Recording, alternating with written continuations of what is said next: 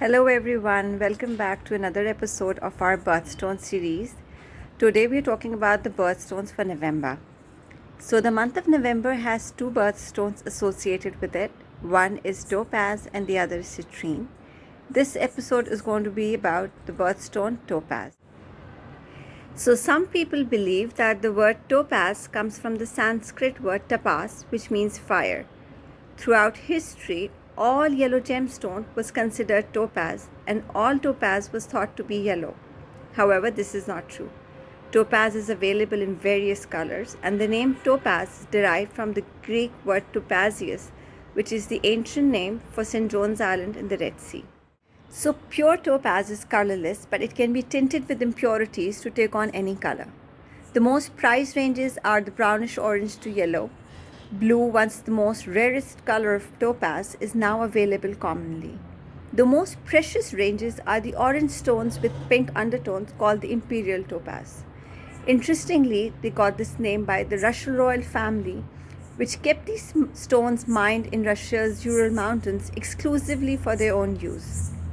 Measuring 8 on the Mohs scale, topaz is a very hard gemstone, but when cut correctly, it makes for very wearable and durable jewelry, like these earrings that I'm wearing today, especially for this episode. So let's talk about some myths associated with topaz. So the ancient Egyptians and Roman associated this golden gemstone with the sun god and thought that it gave powers to protect and heal. The Greeks thought it gave them strength, and the Europeans thought that it could thwart magic spells and dispel anger. The blue topaz is traditionally given as the gift for the 4th wedding anniversary, and the imperial topaz is a gift for the 23rd. So, talking about the sources of this gemstone, Brazil is one of the most important sources for producing high quality topaz, which has been mined there for more than 2 centuries. Now, this may come as a surprise for most of you, but northwestern Pakistan is known to produce pink topaz. There's a place called Gumdad Hill near Katlang, which is known to produce unique pink topaz with violet undertones. So other major sources of this beautiful November birthstone include Nigeria, Namibia, Madagascar, Mexico, Myanmar, Sri Lanka, and the United States, as well as the historic Russian localities.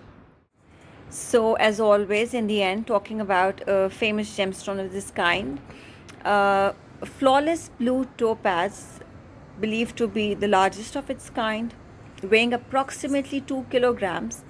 It is displayed in the National History Museum, London, and was discovered by the British explorer Max Ostro, and appropriately it's called the Ostro stone.